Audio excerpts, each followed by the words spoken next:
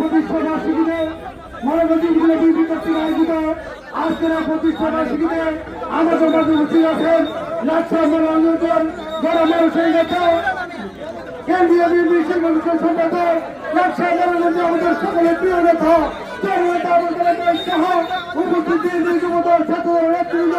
আপনাদের সবাইকে জানাচ্ছি অভিনন্দন উল্লাস শুভেচ্ছা।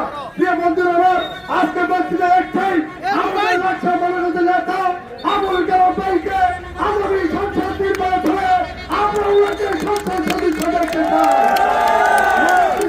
আর কোন নেতা নেই, আবুল কালাম ভাইয়ের নেতৃত্বে এই বলার মধ্যে ঐক্যবদ্ধ থাকবে ইনশাআল্লাহ।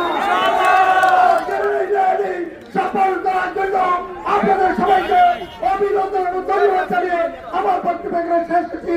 খুদা হাফেজ। বাংলাদেশ জিন্দাবাদ। আবুল কালাম ভাই জিন্দাবাদ।